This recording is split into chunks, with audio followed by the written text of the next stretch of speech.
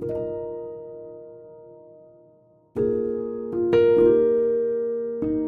bien, hermanos, tomen un momento su lugar. Voy a compartir un poco de la palabra de nuestro Dios en esta tarde, esperando que ayude a nutrir nuestra fe, nuestro crecimiento espiritual. Hoy en esta tarde traigo un tema peculiar, un tema que es también un aspecto doctrinal que como Iglesia de Dios tenemos que tratar.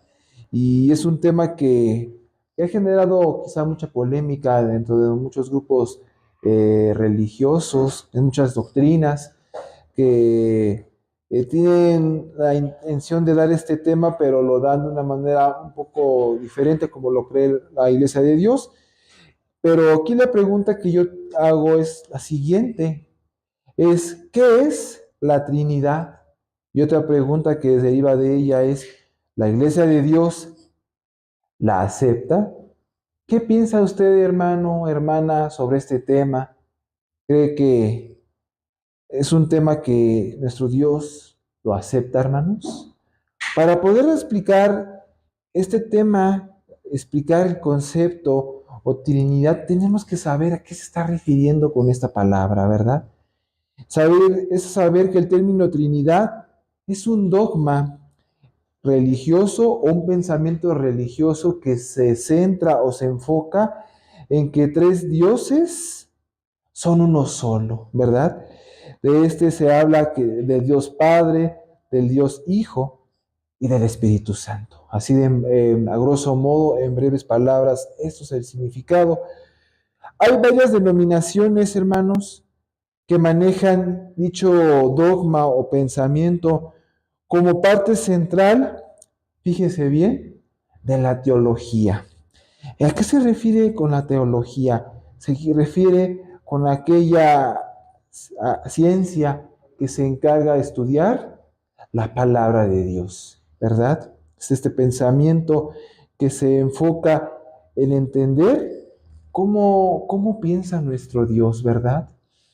Y en esta idea, pues se ha hecho un objeto de mucha reflexión, pero también ha sido un tema de debate a lo largo de toda la historia de la Iglesia, el término Trinidad.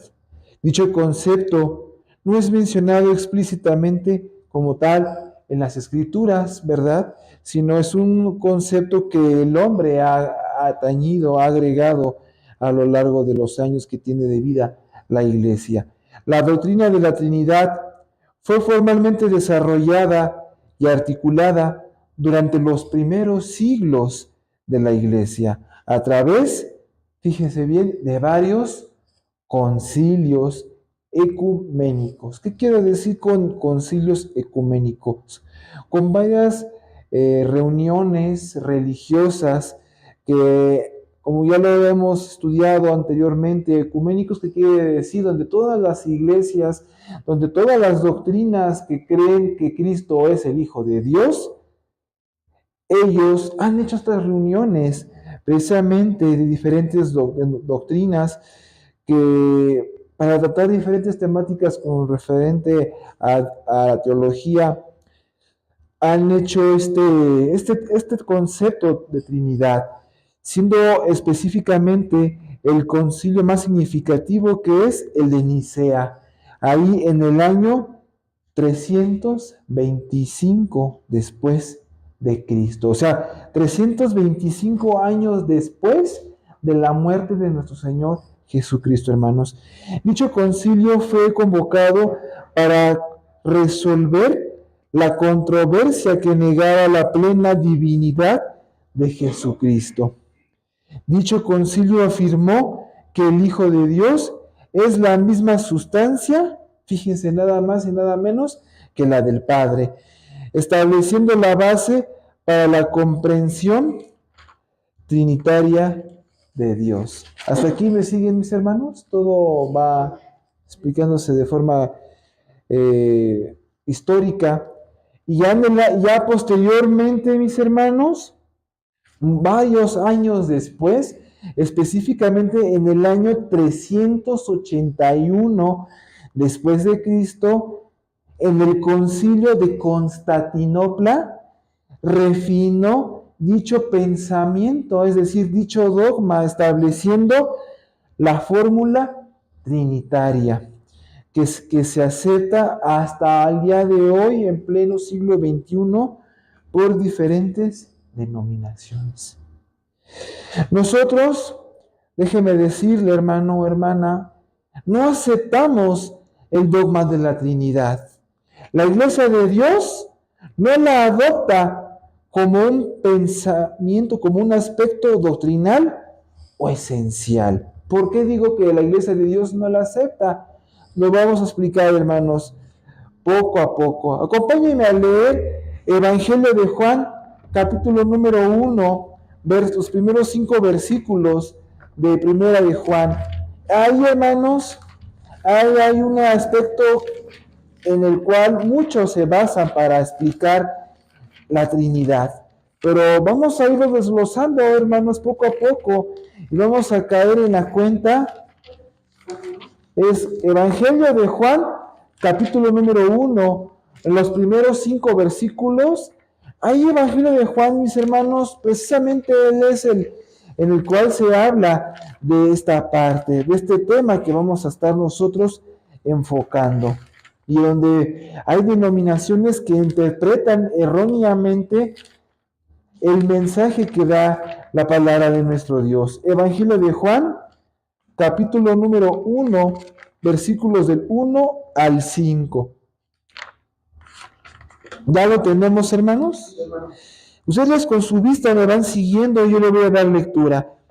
Dice la palabra de Dios, y le voy a leer, hermanos, pausadamente, para que vayamos entendiendo el propósito real en el cual Juan, hermanos, relata esta parte, y donde muchos confunden, hermanos. Dice la palabra del Señor, en el principio era ¿qué, hermanos? El verbo. Y el verbo era ¿con qué, hermanos? Con Dios. Y luego después hace una separación de un punto. O sea, ahí está terminando una oración y empezando otra. Dice, y el verbo era ¿qué, hermanos? Era Dios. Ahora dice segundo versículo, dice, esta era en el principio ¿con quién? Con Dios. Entonces aquí estamos entendiendo que el verbo estaba con Dios, y en un principio era con Dios, ¿verdad, hermanos? Luego dice versículo número 3, todas las cosas, ¿por quién fueron hechas, hermanos? Por Él fueron hechas, y sin Él nada de lo que está hecho fue ¿qué? Fue hecho. En Él estaba la vida, y la vida era la luz de los hombres, y la luz en las tinieblas resplandece, mas las tinieblas, ¿qué dice, hermanos? No la comprendieron. Aquí hay varios aspectos, hermanos, que quiero que pongamos atención, porque muchas veces las denominaciones interpretan todo, hermanos, de forma general. Y aquí, hermanos, Juan está explicando varios aspectos importantes que ahorita vamos a ir estudiando. Pero, en grosso modo, el versículo número 5 hace énfasis que el Señor Jesucristo fue quien creó el universo. El Padre, pongan atención, mis hermanos, el Padre planeó. ¿Qué quiero decir con que el Padre planeó? Que el Padre fue el que dijo, y el Hijo fue quien ejecutó, hermanos. ¿Sí me siguen hasta aquí? Por eso dice la palabra de Dios aquí en el versículo número 1, en el principio era el verbo, y el verbo era con Dios. Aquí la palabra de Dios está diciendo que el verbo, ¿a qué se está refiriendo el apóstol Juan con el verbo, hermanos?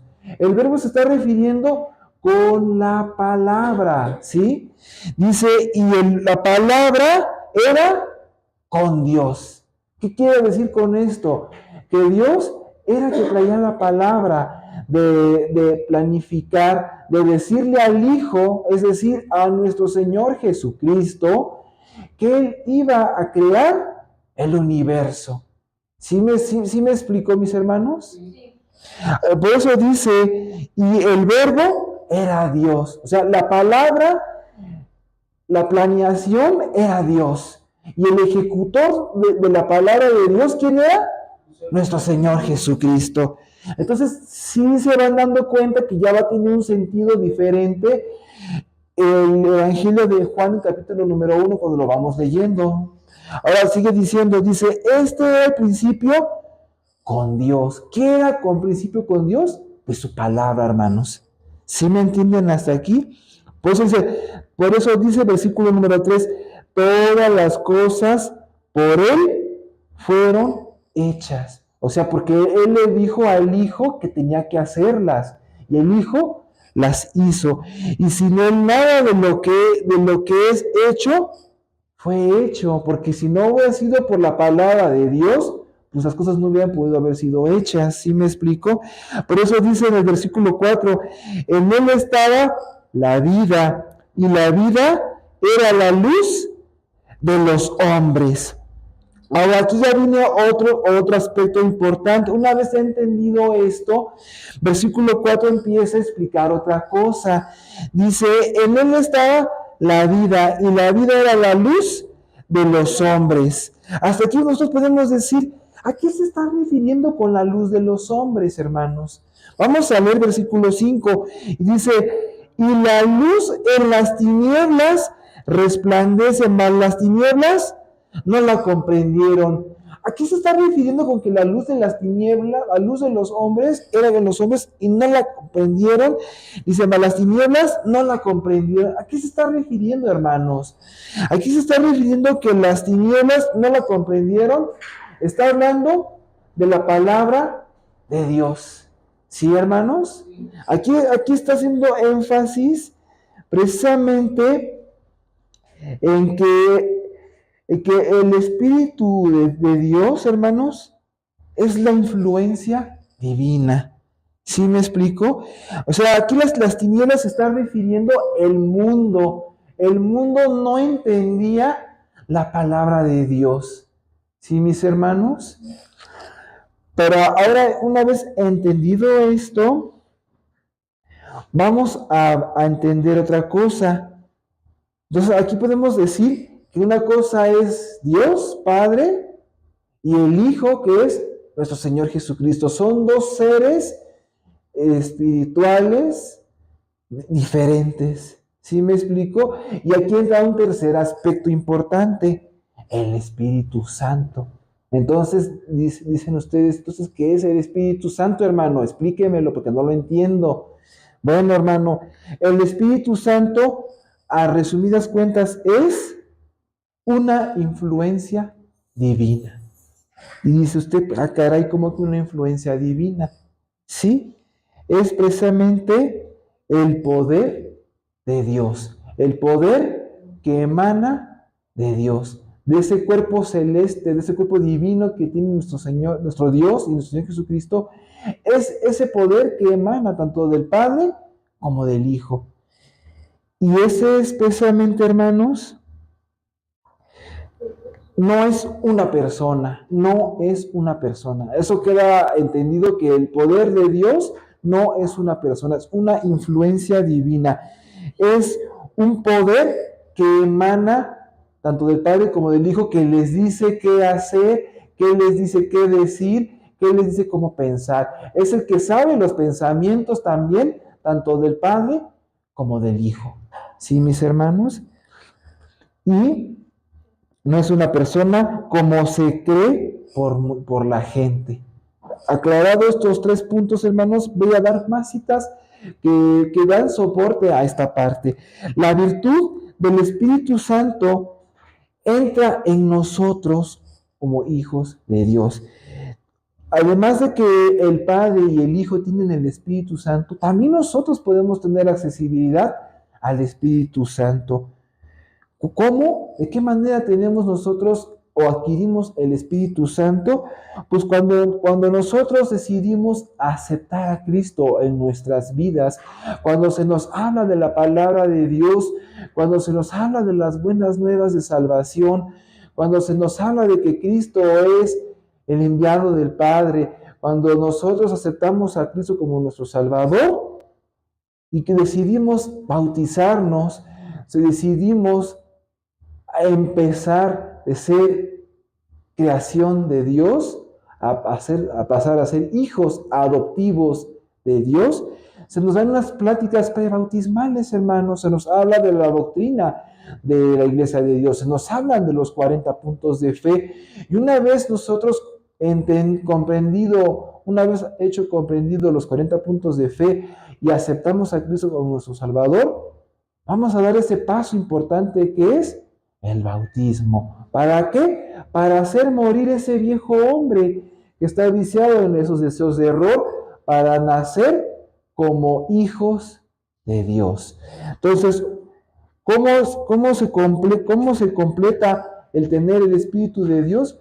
Cuando somos bautizados se nos imponen las manos, hermanos.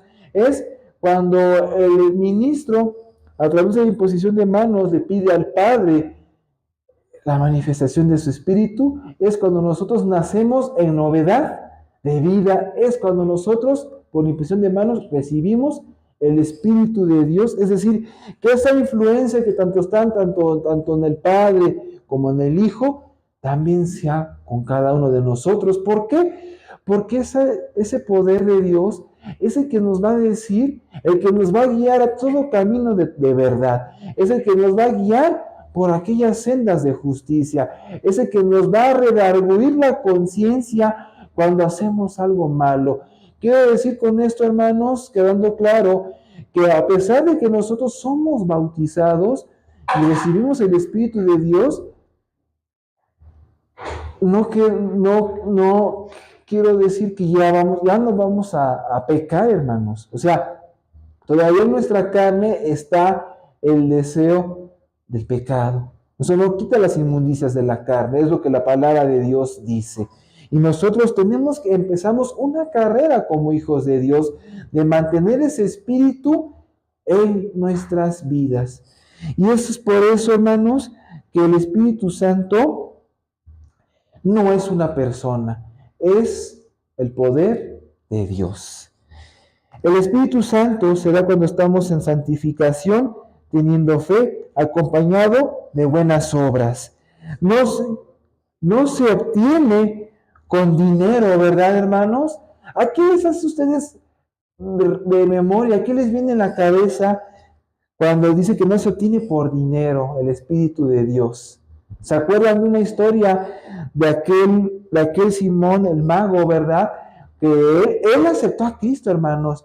Él se bautizó en el nombre de Cristo. Él reconoció a Cristo como el Salvador. Pero ¿qué creen, hermanos? Que él veía que el Espíritu de Dios era en los apóstoles. Tanto era así que veía que hacían milagros. Y él pedía con cuánto de dinero se podía adquirir el Espíritu Santo, ¿verdad? ¿Y qué le dice el apóstol Pedro? Que el apóstol Pedro lo reprende, ¿verdad? Y le dice, ¿crees que el don del Espíritu Santo se tiene con dinero, verdad? Es equivocado estás. Contigo perezca tu dinero porque el don del Espíritu Santo no se adquiere con dinero. Y es esa parte, hermanos, que a pesar de que nosotros quizá conozcamos de la palabra de Dios, pero hay un momento en la vida que nos llega a pasar como Simón de Pedro, que no tenemos el Espíritu de Dios porque no lo mantenemos, no hacemos obras dignas de arrepentimiento, seguimos siendo esclavos del pecado y contristamos al Espíritu de Dios que se aparte de nuestras vidas. Y allí es cuando no tenemos los pensamientos de Dios. El Espíritu Santo no es algo tangible, no es algo que podamos palpar, no es algo que podamos tocar. Por eso dice esta parte de la palabra de Dios, y aquí es donde se refuta la parte de la Trinidad. Dice, nadie llega al Padre si no es por quién, hermanos, por mí. ¿A quién está refiriendo de por mí? Por el Hijo de Dios, nuestro Señor Jesucristo. Es decir, nuestro Señor Jesucristo y el poder de Dios Entonces, desde el principio refutamos la Trinidad como dogma central o punto esencial de la Iglesia de Dios. ¿Por qué creen que Dios, nuestro Señor Jesucristo, dijo, ustedes no pueden llegar al Padre si no oran pidiendo por mi nombre? Porque nuestro Señor Jesucristo es nuestro sumo pontífice, es nuestro puente entre nosotros y el Padre. Entonces se contradeciría el Señor Jesucristo diciendo que Jesús y Cristo son uno solo. Entonces, ¿por qué dice el Señor Jesucristo, nadie viene al Padre si no es por mí? Entonces, ¿se me mentiría el Señor Jesucristo diciendo esto o me equivoco, hermanos? Nosotros como Iglesia de Dios no creemos en un Dios se pueda dividir en tres. Vamos a ver lo que dice Filipenses capítulo número 2.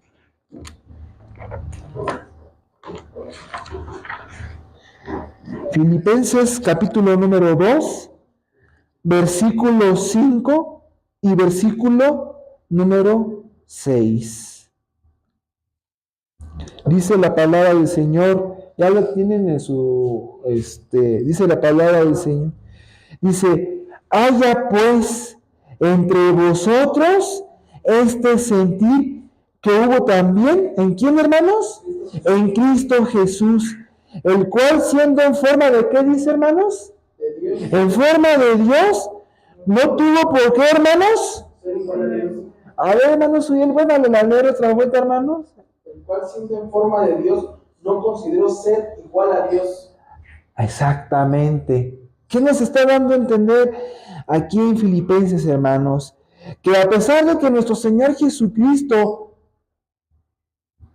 tuvo la facultad de poder ser como Dios, fíjense, tuvo la facultad, no quiero decir o que quiero decir que haya sido como Dios, aunque tuvo participación en la creación del mundo, como ya lo habíamos leído en Juan capítulo número 1, pero no fue Dios, hermanos. Aquí lo mismo lo está confirmando la palabra de Dios. Dice, el cual siendo en forma de Dios, no tuvo por usurpación de ser igual a Dios. ¿Qué quiere decir con esto? Que no tuvo la facultad de querer quitarle el lugar al Padre como el creador, como el autor principal de la vida. ¿Sí me siguen hasta aquí, hermanos? Entonces aquí volvemos a lo mismo. Una cosa es el Padre y otra cosa es el Hijo.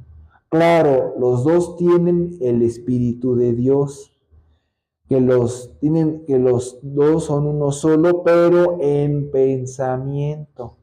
Es lo que muchos confunden. Es que los dos son uno solo.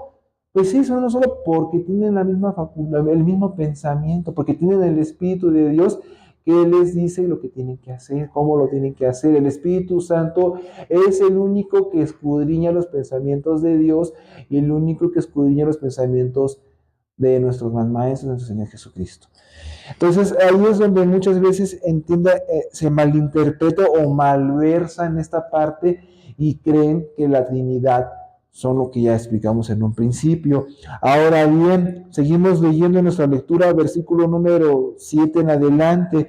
Dice, sin embargo, se anonadó a sí mismo. ¿Qué quiere decir? Que se hizo menos, ¿no? Se despojó de la facultad que Dios le había hecho, le había dado a sí mismo, tomando forma de siervo, es decir, que se hizo como yo, como usted, se hizo forma de hombre. O sea, Dios le quitó la facultad de su omnipotencia, de su omnisciencia, de su omnipotencia, esos atributos que tenía como ser divino, para hacerse hombre, para hacerse carne, para demostrarnos que se puede vencer al pecado, hermanos. Básicamente por eso fue que Cristo se hizo ser hombre, para demostrarnos que se puede vencer al pecado.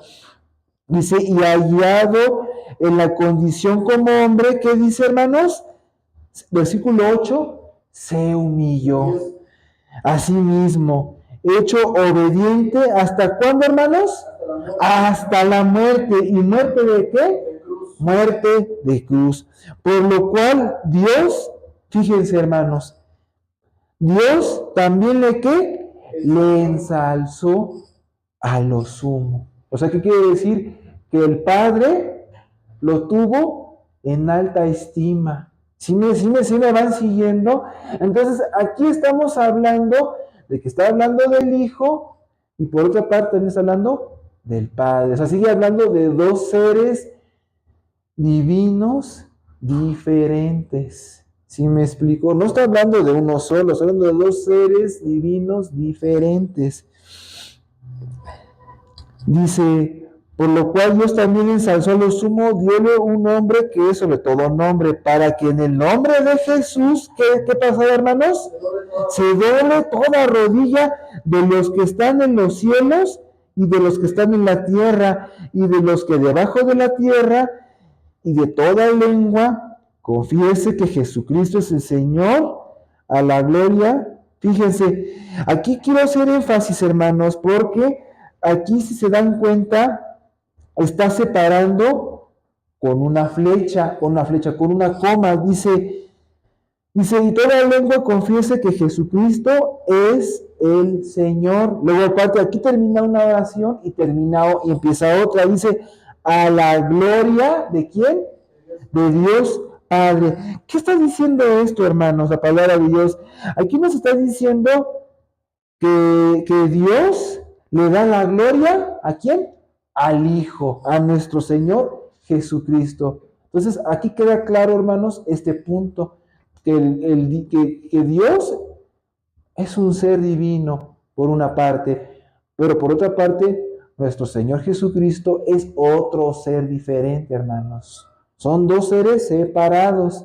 Aquí la misma cita lo está diciendo, hermanos, yo no lo estoy inventando. La palabra de Dios es clara y contundente en esta parte.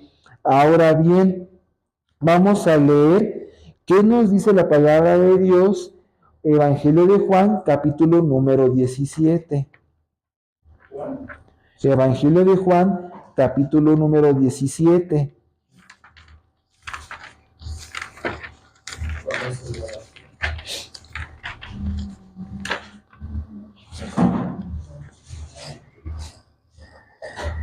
Versículos 3 al 5.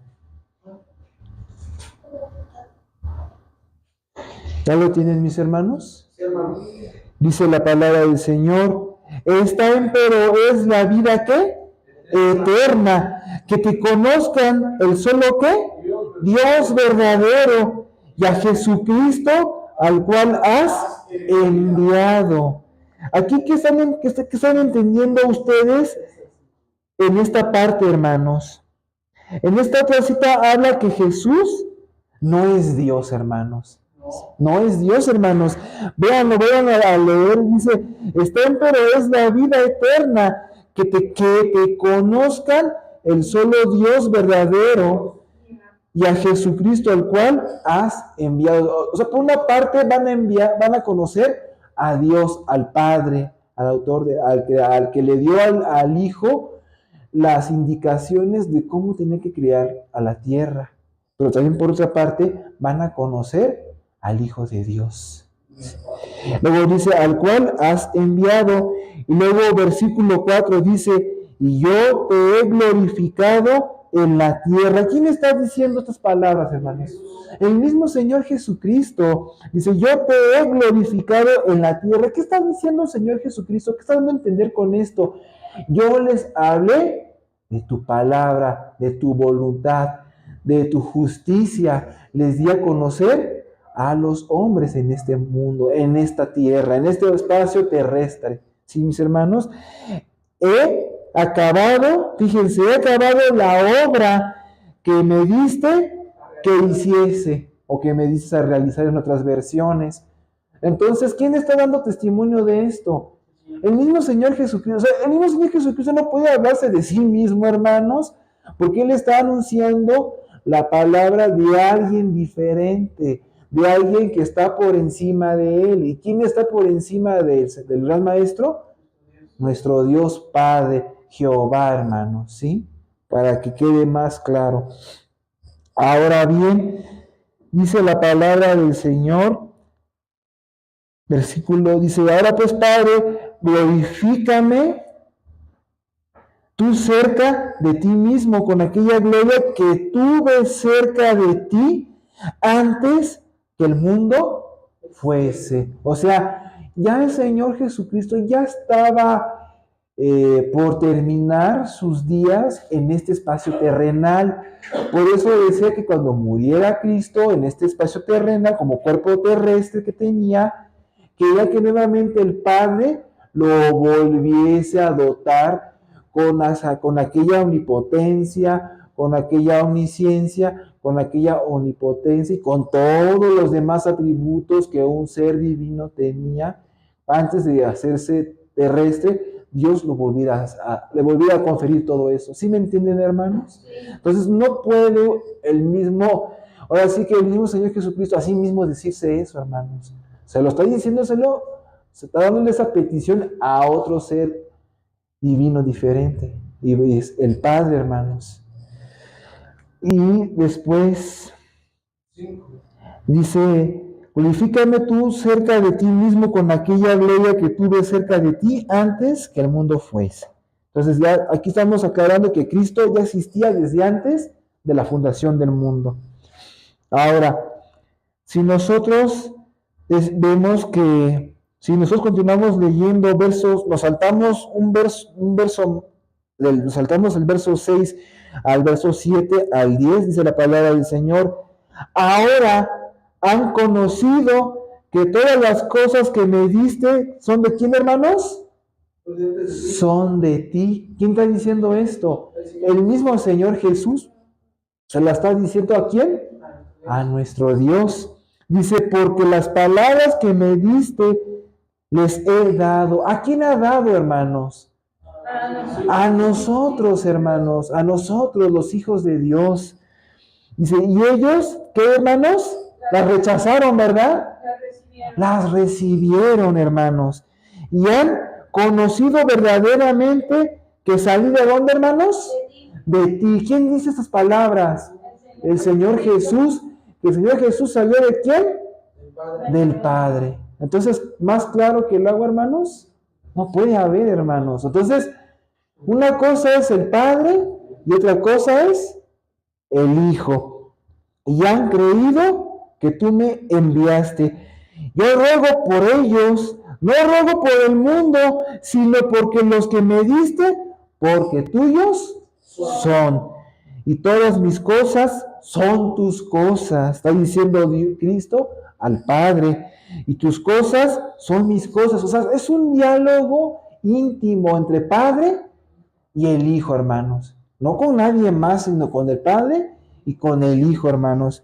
Y he sido glorificado, ¿en qué? En ellas. Entonces no creo que el Hijo se hable a sí mismo, ¿verdad? Está hablando esas cosas ante el Padre, ante el Creador, hermanos. Entonces, es lo que nosotros tenemos que entender, que Jesús habla con Dios, que Dios no es Jesús ni Jesús es Dios, sino que su Padre es Dios, hermanos, por el lugar que le da. ¿Sí me explico? Vamos a leer versículos 26, 27 y 28 de capítulo 16, el capítulo mismo, hermanos, de Juan, versículos 27 y 28. Dice la palabra de Dios, pues el mismo Padre os ama porque vosotros me amasteis. ¿Quién dice estas palabras? El mismo Señor Jesús, hermanos. Dice, ¿y habéis creído que yo salí de quién? De Dios. O sea, no puede el mismo Señor Jesús salir de sí mismo, hermanos. Él descendió del Padre. Y luego aquí, verso 28, aclara algo contundente, hermanos. Da una declaración que dice, salí del Padre y he venido al mundo. Otra vez dejo el mundo y voy ¿a quién? Al Padre. No dice, voy a mi reino, ¿verdad? No, dice, voy de vuelta a la diestra del Padre, a la diestra de Jehová. ¿Sí me explico? ¿Y por qué tenía que hacerse eso, hermanos? ¿Por qué tenía que hacerse eso? Acuérdense que cuando el Señor Jesús habla con sus discípulos, dice, no los voy a dejar solos, fíjense, rogaré al Padre, fíjense, para que mande ¿qué, hermanos? Un consolador. O sea, todavía el Señor Jesucristo iba a hablar con Dios para que, oye, Padre, mira, yo ya no estoy en este mundo terrenal, en este espacio terrestre. Te pido por favor de manera encarecida que si les puedes mandar, pues, o sea, estoy hablando en palabras del Hijo, hermanos, que tu Padre les envíes tu Espíritu Santo a mis discípulos y a todos aquellos que evangelizaran, fueran evangelizados por mis discípulos, tú les des tu Espíritu. O sea, es lo que el Hijo está haciendo al Padre. O sea, es como yo les vuelvo a comentar en un principio, Él iba a ser ese intercesor entre nosotros y Dios. Y es, por ejemplo, esta otra parte que si ustedes se acuerdan, cuando Juan el Bautista, él fue el que aperturó el Evangelio del Señor Jesucristo. Él tenía que bautizarlo. Y acuérdense que Juan el Bautista en un principio no quería bautizar al Señor Jesucristo. Y decía, más bien tú me tienes que bautizar a mí. Pero ¿qué le dice el Señor Jesucristo? Hacer esto porque así conviene hacer, ¿no? Que se cumpla la palabra de Dios. Y queriendo que no, Juan el Bautista, pues tuvo que bautizar al Señor Jesucristo. ¿Y qué pasó, hermanos? ¿Qué escenarios ustedes se acuerdan cuando es bautizado Jesucristo? ¿Qué pasó, hermanos? Que el Espíritu de Dios, ¿verdad? Descendió como paloma. ¿Sí me explico? O sea, aquí estamos viendo que viene el Espíritu de Dios a posicionarse sobre el Señor Jesucristo. Y los cielos, dice que los cielos se abrieron, ¿verdad? Y una voz que salió del cielo que dice, este es, ¿qué, hermanos? Mi Hijo amado, en el cual tengo contentamiento, a Él escuchar. ¿Ustedes creen que el mismo Señor Jesucristo se podía decir a sí mismo estas palabras, hermanos? No, hermanos, porque era quien el que decía estas palabras, era Dios, hermanos. Entonces, una cosa es Cristo y otra cosa, el Padre. ¿Sí, hasta aquí queda claro, hermanos? En conclusión, ya cerrando el tema, hermanos, la Iglesia de Dios rechaza el pensamiento erróneo de la Trinidad, ya que Dios y el Hijo tienen el mismo pensamiento, pero son seres divinos individuales, dotados del Espíritu Santo, que tienen muchos atributos, que de lo que los caracteriza tanto al Padre como al Hijo, que ambos tienen el Espíritu de Dios, que nos da esas características, esos atributos que si en algún momento Dios me permite mediante Él, ir hablando uno a uno de los atributos que Dios tiene. ¿Sí, mis hermanos? Esta es la palabra del Señor con este tema, mis hermanos, esperando que sea de mucho provecho y que haya podido aclarar este punto de la Trinidad. Voy a ceder el espacio a mi hermano Suyel Hernández Márquez, que él continuará con la dirección de este culto. Que Dios los bendiga, mis hermanos, y paz a vosotros.